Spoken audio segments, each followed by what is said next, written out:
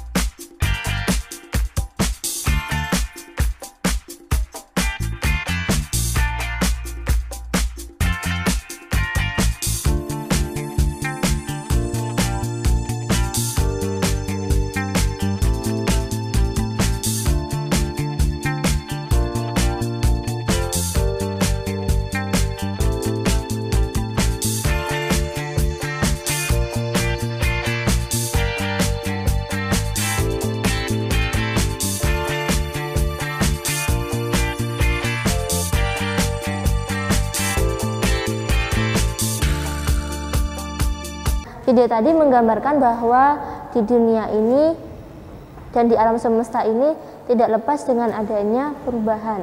Di alam semesta ini zat bentuknya tidak tetap, ya, selalu berubah-ubah. Nah, perubahan zat itu sendiri dibagi menjadi dua jenis. Apa saja itu? Perubahan zat ada dua jenis, yaitu perubahan fisis dan perubahan kimia. Oke, sebelumnya kalian sudah belajar tentang sifat-sifat fisis dan juga sifat-sifat kimia dari suatu zat. Apakah kalian masih ingat? Contoh dari sifat-sifat fisis itu apa saja? Benar sekali. Nah, jadi di perubahan zat ini, perubahan fisis dan perubahan kimia itu berdasarkan sifat-sifat yang sudah kita pelajari kemarin, ya, tentang perubahan fisis dan perubahan kimia. Oke anak-anak, langsung saja ke perubahan fisis. Apa sih perubahan fisis itu?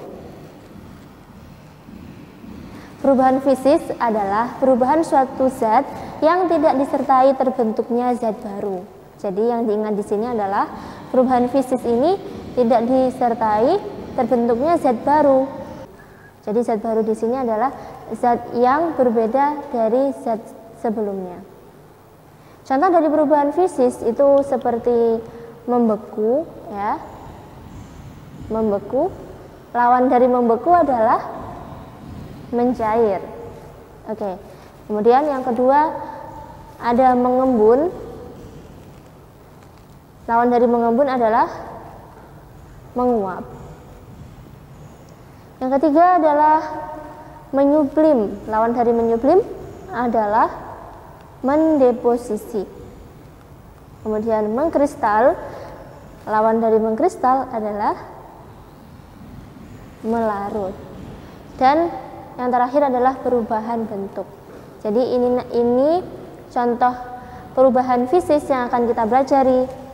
Oke, masuk ke perubahan fisis yang pertama, yaitu membeku. Lawannya adalah mencair.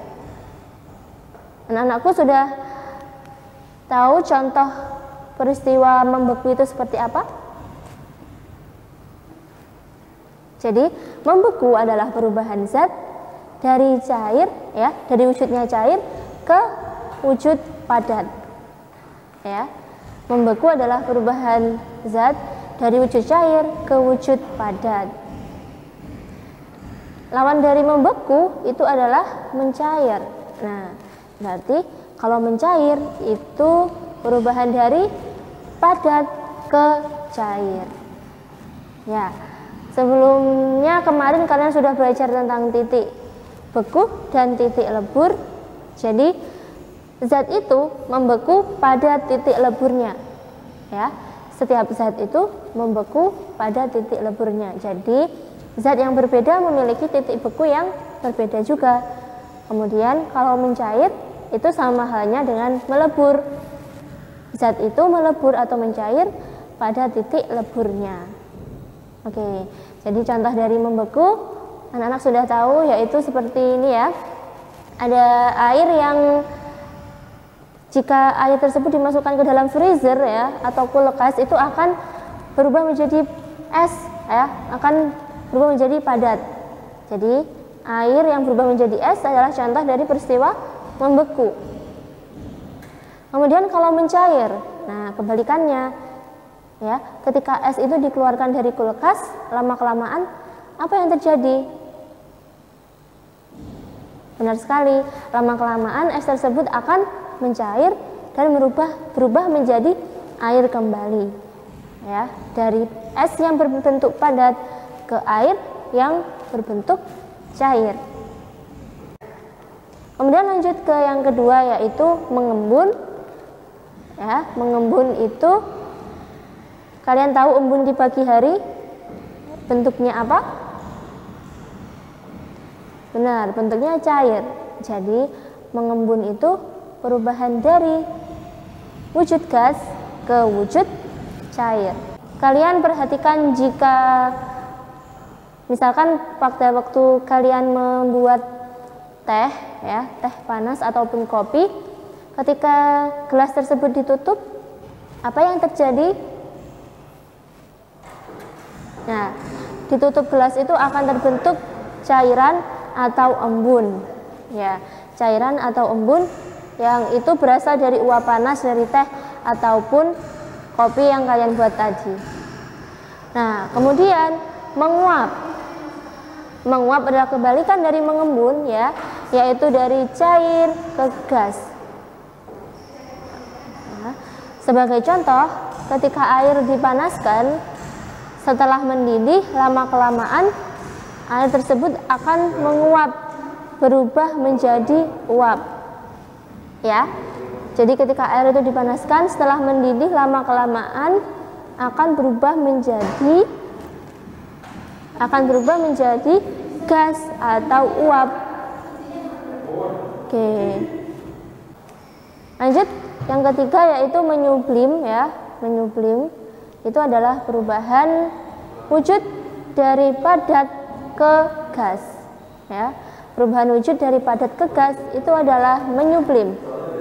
Lawan dari menyublim itu adalah mendeposisi ya. Biasanya ada yang menyebut mendeposisi ini dengan kata menghablur. Jadi mendeposisi ini bisa disebut juga dengan menghablur. Jadi lawan dari menyublim, mendeposisi adalah perubahan wujud dari gas ke padat. Lalu apa contoh peristiwa menyublim?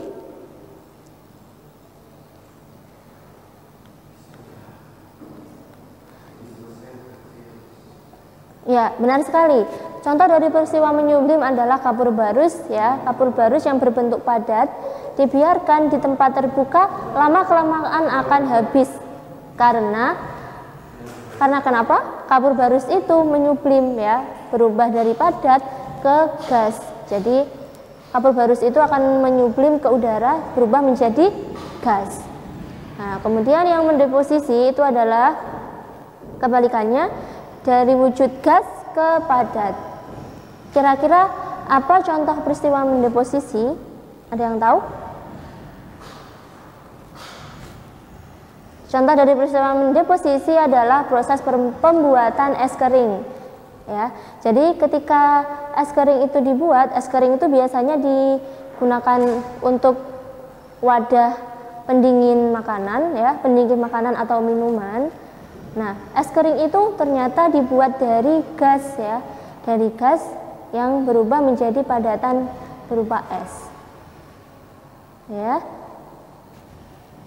Seperti itu contoh dari menyublim dan mendeposisi.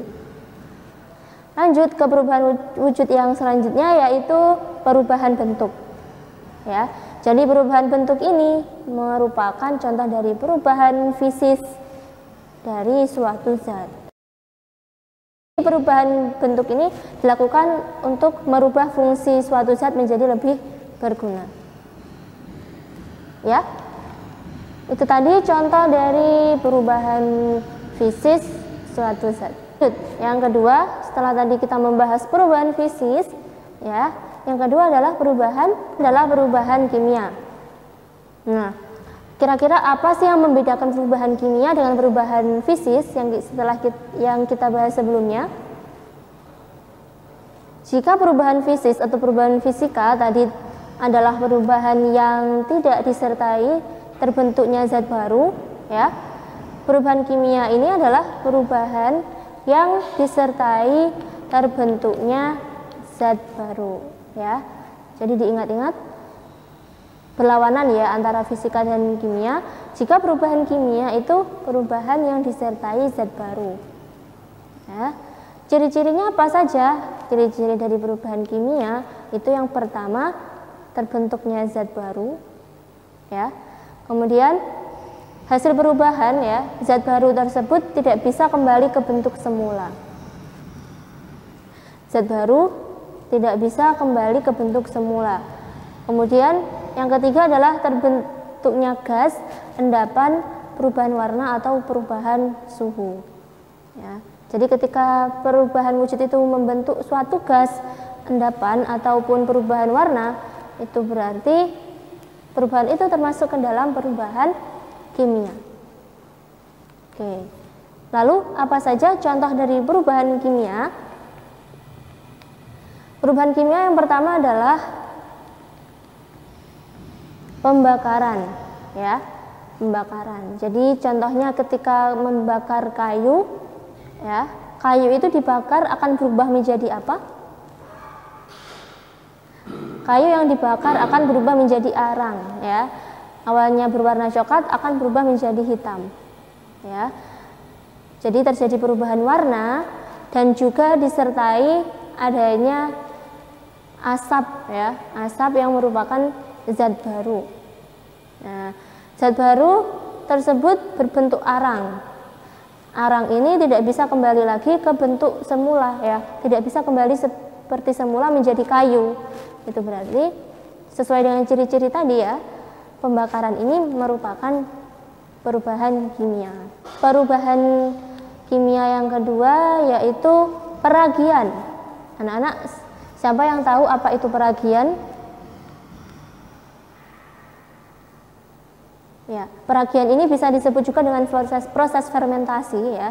Proses fermentasi ini menggunakan bantuan dari mikroba ataupun bakteri yang berguna, ya, dan bisa merubah suatu zat itu menjadi zat lain.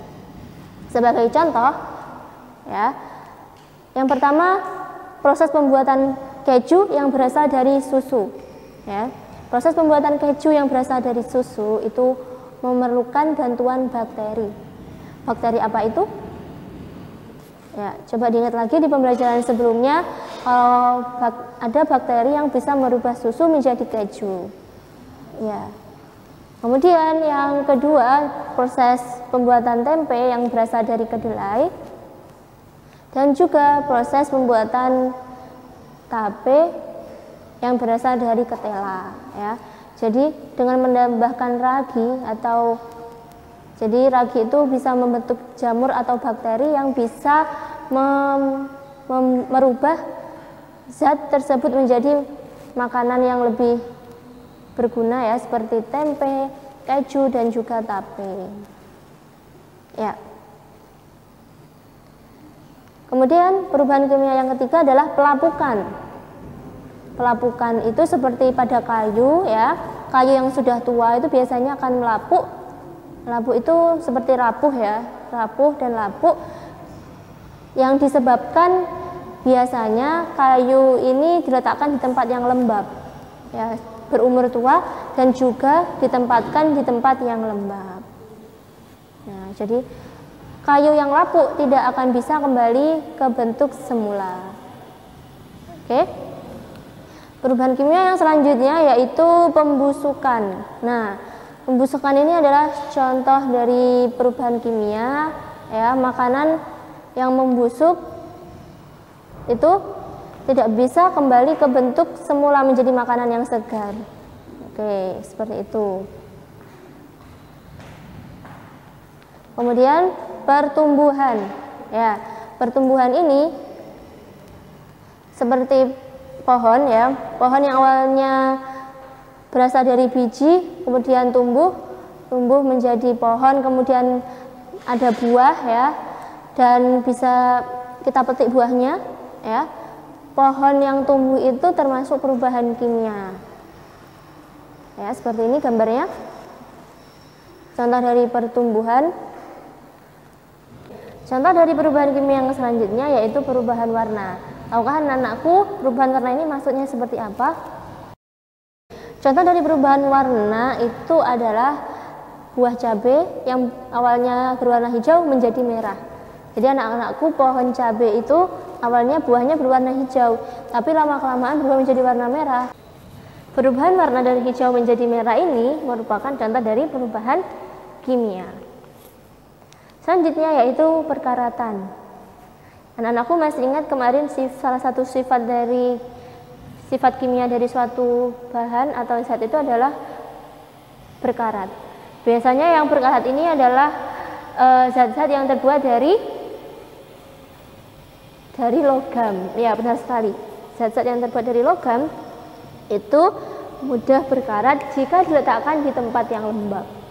Jadi karat ini muncul jika logam-logam ini tidak terlindungi dan dibiarkan terbuka atau ditempatkan di tempat yang lembab. Ya, lanjut ke pembahasan yang kedua yaitu tentang unsur, senyawa, dan campuran. Anak-anakku sudah tahu atau pernah mendengar kata-kata unsur, ya. Apa sih kira-kira unsur itu? Jadi unsur adalah zat tunggal yang tidak dapat diuraikan menjadi zat lain yang lebih sederhana. Jadi di alam ini ada zat tunggal yang tidak bisa diuraikan menjadi zat lain yang lebih sederhana yang bernama unsur. Ya, jadi unsur adalah zat tunggal yang tidak dapat diuraikan menjadi zat lain yang lebih sederhana. Di alam ini ada kurang lebih 117 jenis unsur yang mungkin akan bertambah lagi. Jadi dengan seiring perkembangan waktu, dengan perkembangan ilmu pengetahuan, bisa saja unsur ini bertambah, ya. Jadi untuk saat ini ada sekitar 117 unsur di alam semesta. Ya. Jika kalian nanti belajar di tingkat selanjutnya, kalian akan mengenal yang namanya tabel periodik unsur. Nah, tabel periodik unsur ini merupakan, ya, lambang-lambang dari unsur yang ada di alam, ya, yang sudah ditemukan oleh para ilmuwan, ya, yang biasanya itu dilambangkan dengan satu atau dua huruf yang merupakan singkatan dari nama Latin unsur tersebut. Jadi semua unsur yang ada di alam sudah dituangkan dalam yang namanya tabel periodik unsur ini. Oke, jadi unsur, ya, itu dibagi menjadi dua jenis, unsur logam dan unsur non logam. Jadi di alam semesta ini ada yang unsur itu yang berbentuk logam dan ada yang non logam. Unsur yang selain dari logam masuk ke dalam unsur non logam. Mari kita bahas tentang unsur logam. Ya, unsur logam itu berarti mempunyai sifat-sifat seperti logam. Apa saja itu sifatnya? Yang pertama adalah mengkilap. Ya, mengkilap. Kemudian berwujud padat pada suhu kamar. Bentuknya tuh kebanyakan padat pada suhu kamar, ya. Suhu kamar itu adalah suhu, ya, suhu di ruangan seperti biasa ini namanya suhu kamar. Pada suhu kamar itu berbentuk padat. Kemudian dapat menghantarkan arus listrik atau apa namanya? Ada yang masih ingat? Benar sekali, konduktor. Dapat menghantarkan arus listrik atau konduktor. Kemudian dapat ditempa atau dibentuk. Jadi logam-logam di alam ini bisa dibentuk menjadi benda-benda yang lainnya. Oke. Kemudian memiliki titik didih dan titik leleh atau titik lebur yang tinggi. Nah, apa saja contoh dari unsur logam yang ada di alam? Saya beri sebagian contoh ya. Ada aluminium. Oke. Aluminium itu nama latinnya juga aluminium yang dilambangkan dengan Al. Jadi pelambangan unsur ini biasanya mengambil huruf pertama dari nama latin unsur. Jika terdapat dua unsur dengan awalan yang sama, maka digunakan dua huruf pertama, di mana huruf yang kedua itu adalah huruf kecil ya. Huruf pertama itu huruf besar dan huruf yang kedua adalah huruf kecil. Oke, ya biasanya dituliskan seperti itu ya. Aturannya seperti itu. Nah, contohnya lagi selain aluminium atau Al, ada juga kalium ya. Nama latinnya juga kalium yang dilambangkan dengan huruf K. Oke. Kemudian ada kalsium ya, yang lambangnya atau nama latinnya itu calcium, sehingga dituliskan lambang unsurnya adalah Ca. Ada emas yang nama latinnya aurum yang dilambangkan dengan Au. Kemudian perak atau argentum yang dilambangkan dengan Ag. Dan yang terakhir adalah besi atau ferrum yang dilambangkan dengan Fe. Ya, itu tadi contoh dari unsur logam yang ada di alam. Sebenarnya ada banyak ya, tapi Ustazah hanya berikan sebagian. Coba kalian cari yang lainnya ya. Oke, yang kedua adalah unsur non logam. Nah, unsur non logam ini berarti adalah yang selain dari logam. Unsur non logam ini memiliki ciri-ciri apa saja? Yang pertama, tidak mengkilap. Ya, tadi jika logam itu mengkilap, kalau unsur yang non logam itu tidak mengkilap. Kemudian isolator atau tidak bisa menghantarkan listrik atau panas. Kemudian berwujud cair, padat dan gas. Ya, tidak dapat ditempa dan titik didih dan titik lelehnya rendah. Jadi kebalikan dari unsur logam yang memiliki titik didih dan titik leleh tinggi, unsur non logam ini memiliki titik didih dan titik leleh yang rendah. Seperti itu ya. Contohnya apa saja bisa dilihat di tabel ya. Seperti boron ya yang diberi lambang B, iodin yang diberi lambang I, oksigen yang diberi lambang O, dan belerang atau sulfur yang diberi lambang S. Jadi ini sebagian contoh dari unsur non logam yang ada di alam. Seperti itu. Kemudian masuk ke yang kedua yaitu senyawa. Anak-anakku, senyawa ini adalah juga termasuk zat tunggal. Jadi Ustazah kemarin sudah jelaskan bahwa zat tunggal itu ada dua, yaitu unsur dan senyawa. Oke, senyawa ini merupakan zat tunggal juga yang terdiri atas dua unsur atau lebih dan dapat diuraikan menjadi zat yang lebih sederhana melalui reaksi kimia. Ya, bisa diuraikan jadi dari penyusunnya karena senyawa ini terbentuk dari dua unsur atau lebih. Jadi ia bisa dipisahkan lagi menjadi zat penyusunnya dengan reaksi kimia. Apa contoh dari senyawa? Seperti air ya, kemudian garam, gula ya. Air itu lambangnya H2O. Kemudian ada gula C6H12O6. Berarti gula itu terbentuk dari unsur apa saja? Unsur C, H dan O, dan juga oksigen ya. Itu tadi ya nak contoh dari senyawa. Oke anak-anak, jadi senyawa itu memiliki ciri-ciri apa saja? Ciri-ciri senyawa yaitu yang pertama, ia tersusun dari dua unsur atau lebih, kemudian merupakan zat tunggal ya, dan juga sifat senyawa berbeda dengan unsur penyusunnya. Jadi yang diingat ini adalah sifat dari senyawa yang terbentuk akan berbeda dari sifat unsur-unsur penyusunnya. Dan juga senyawa dapat diuraikan kembali menjadi unsurnya melalui proses kimia. Senyawa dapat diuraikan kembali menjadi unsurnya melalui proses kimia. Oke. Lanjut ke campuran. Anak-anakku, campuran ini dibedakan menjadi dua, yaitu campuran homogen dan campuran heterogen. Ya, campuran homogen dan campuran heterogen. Anak-anakku, campuran ini bukan termasuk zat tunggal ya. Jadi ada zat tunggal dan zat tidak tunggal. Campuran ini termasuk ke dalam zat yang tidak tunggal. Ya, mari kita bahas tentang campuran homogen. Campuran homogen ya berasal dari kata homo atau sama. Campuran homogen ini adalah campuran yang serba sama. Ya, pada campuran homogen tidak terlihat lagi bidang batas antara zat-zat yang dicampurkan. Oke, tidak terbentuk bidang batas antara zat-zat yang dicampurkan. Jadi setelah senyawa itu dicampurkan membentuk campuran homogen, sudah bersatu, menyatu dan tidak ada batas ya. Sudah tidak terlihat lagi campuran atau unsur-unsur penyusunnya.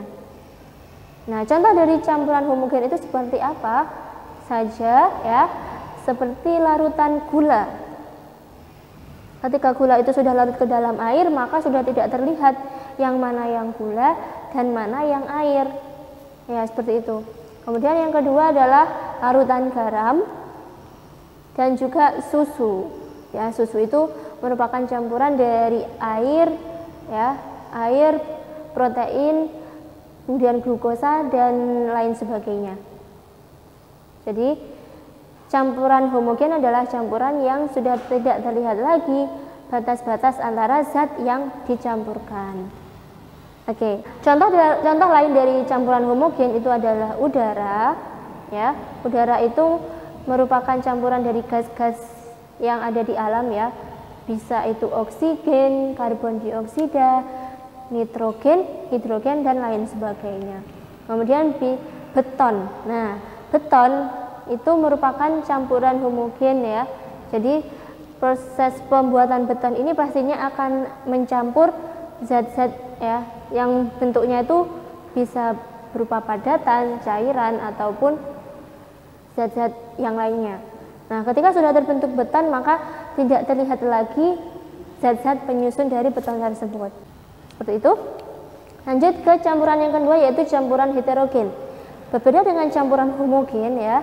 Campuran heterogen itu dari kata heterogen ya anak-anak. Heterogen itu adalah berbeda. Jadi ketika mencampur zat-zat ya, maka hasil campuran itu masih terlihat batas-batasnya, masih terlihat zat-zat penyusun campuran tersebut. Contohnya seperti mencampurkan minyak dengan air. Ya, pastinya minyak dan air ini kan tidak bisa bercampur. Oleh karena itu, campuran minyak dan air termasuk campuran heterogen. Kemudian yang kedua adalah minuman bersoda. Anak-anakku tahu kalau di minuman bersoda itu biasanya ada gelembung-gelembung udara atau gas ya. Di situ masih terlihat gasnya. Jadi gas dan airnya masih seperti terpisah. Jadi kita masih bisa melihat gasnya di situ. Oleh karena itu, minuman bersoda itu termasuk ke dalam campuran heterogen. Dan yang ketiga adalah larutan pasir dan air. Ketika pasir dicampurkan dengan air, maka pasir itu akan mengendap di bawah, di bagian bawah, sehingga tetap terlihat ya, yang mana yang pasir, yang mana yang air. Seperti itu. Coba kalian cari tahu contoh-contoh campuran heterogen yang lainnya yang ada di sekitar kalian. Oke, itu saja anak-anak pembahasan kita tentang perubahan zat ya. Perubahan zat ada perubahan fisika dan juga perubahan kimia. Dan juga tentang unsur senyawa dan campuran. Jika ada pertanyaan silakan disampaikan di Google Classroom atau bisa japri ke Ustazah. Untuk pembahasan kali ini Ustazah akhiri sampai di sini. Mohon maaf apabila ada kesalahan. Terima kasih. Wassalamualaikum warahmatullahi wabarakatuh. Rabbini muqimas salati wa min dzurriyyati ربنا وتقبل دعاء